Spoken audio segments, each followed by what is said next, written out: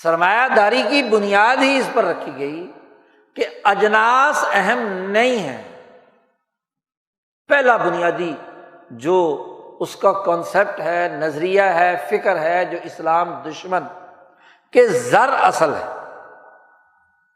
زر کو اصل بنا دیا، مقصد زندگی زر قرار پایا نہ کہ جنس، جبکہ عقل کا تقاضا یہ بھی ہے کہ ایک انسان کی ایک حاجت ہے کھانے پینے رہنے وغیرہ وغیرہ استعمال کی، تو ان ضرورتوں کو پورا کرنا اصل ہے، کپڑا پہننا، روٹی کھانا، مکان کا ہونا، دیگر امور کا سر انجام دینا، معیشت کے ساتھ تو ان کا تعلق ہے۔ سونا چاندی کھایا جاتا ہے، سونا چاندی پیا جاتا ہے، اس کا لباس پہنا جاتا ہے، اس سے مکان بنایا جاتا ہے، فی ذات ہی اپنے جسم اور اپنے وجود کے ساتھ وہ انسان کے کسی حاجت کو پورا نہیں کرتا۔ لیکن کانسیپٹ اور نظریہ سرمایہ داری کا یہ بن گیا جس پر پورا سرمایہ داری نظام استوار ہے کہ اصل کیا ہے؟ زر۔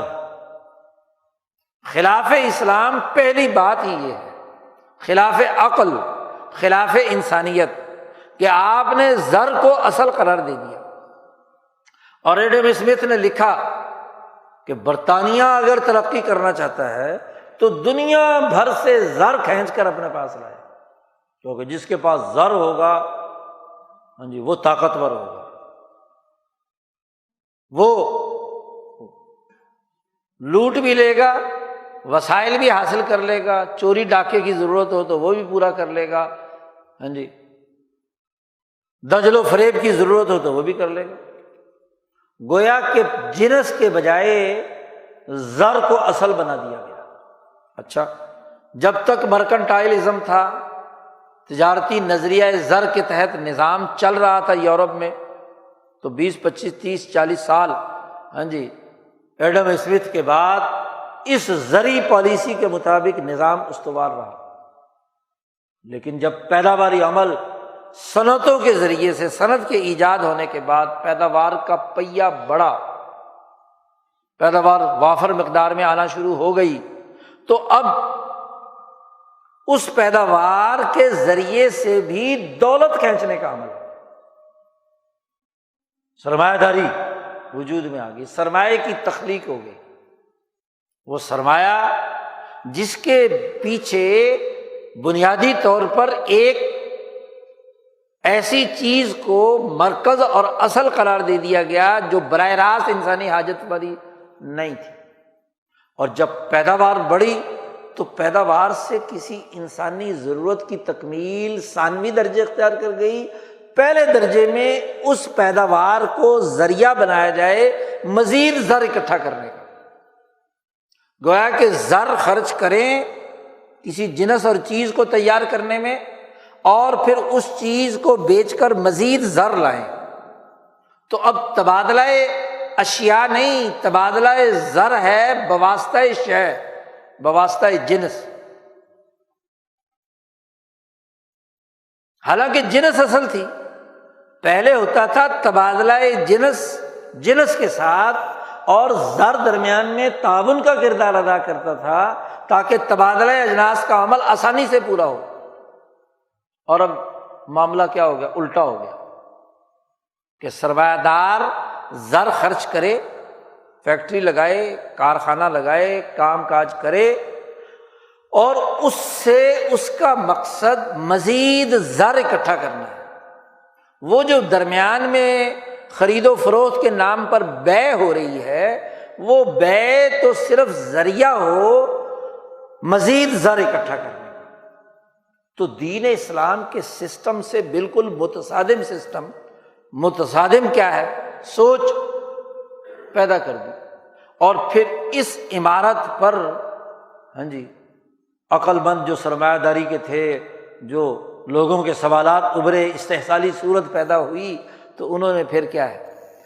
سرمایہ داری کے یہ تمام اصول اس کی اساس پر مرتب اور مدون کیے، جسے سرمایہ داری کی اکنامکس کہا جاتا ہے۔ یہ وہ استحصالی عمل ہے کہ جس میں بے ثانوی حیثیت رکھتی ہے، زر اصل حیثیت رکھتا ہے۔ یہ وہ بنیادی کانسیپٹ، اسی کی اساس پر عالمی استحصالی نظام بنا۔ پھر ظلم سب سے بڑا یہ ہوا کہ یہ زر یا یہ سب اجناس جو سرمایہ داروں نے پیدا کرنی تھی، اس کے لیے ایک کمپنی بنا لی، اور کمپنی کو ایک لیگل پرسن بنا لیا،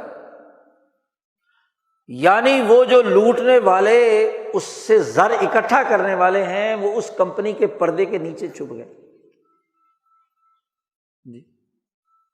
جتنے فائدے اور منافع یا زر اکٹھا کرنے کا عمل ہو، اس کے مالک تو وہ 7 ڈائریکٹر ہوں گے جو اس کمپنی کے ہیں، اور اگر کمپنی دیوالیہ ہونے لگے یا نقصانات ہوں تو پھر کہا جائے کہ جی یہ اس کمپنی کے ساتھ اس کا تعلق ہے، جتنے بھی نقصانات ہیں وہ اس لیگل پرسن سے ہیں۔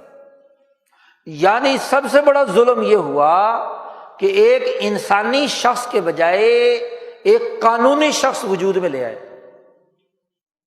کمپنی ایک قانونی شخص ہے، ایسٹ انڈیا کمپنی ایک قانونی شخص، یعنی جو شرکت کا فقہی قانون تھا اس سے بالکل متصادم۔ کبھی نظام معیشت میں دنیا بھر میں شرکت یا کمپنی جو ہے وہ قانونی شخص نہیں بنی، اس سرمایہ داری نظام نے اسے قانونی شخص بنا دیا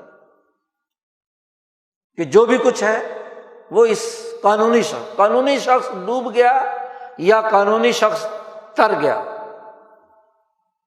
اب جو اس کے پردے کے نیچے لوگ بیٹھے ہوئے ہیں، زر اکٹھا کر رہے ہیں۔ زر اکٹھا کرنے کا کام اپنے نام سے کرتے تو پتہ چلتا، اور یہاں اپنے نام کے بجائے ایک بہت بڑا پردہ چھپا لیا اوپر سے۔ تو خرابی اس نظام معیشت کی، زر کو بنیاد بنانا اور زر پر سود وصول کرنا، جسے ہم سود کہہ رہے ہیں، جسے ہم استحصالی نظام کہہ رہے ہیں، اس کی بنیاد یہ ہے، بے ثانوی حیثیت رکھتی ہے۔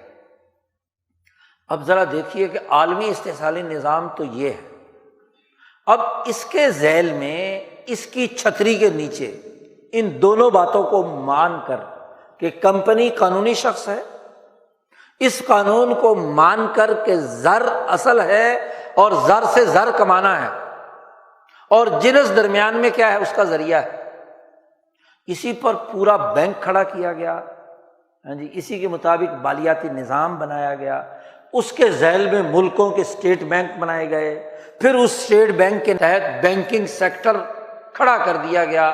بینک کا کام زر تخلیق کرنا، کیپٹل بنانا، اور دوسری طرف کمپنیوں کو زر دینا۔ اس کی اپنی ساخت کسی جنس کے لین دین سے وابستہ نہیں ہے بینک کی، اس کا کام ہے لوگوں کی بچتوں کو جمع کر کے کیپٹل تخلیق کرنا، اور یہ کیپٹل تخلیق کر کے جی کمپنیوں کو دینا جو قانونی شخص ہے۔ اچھا، اب آپ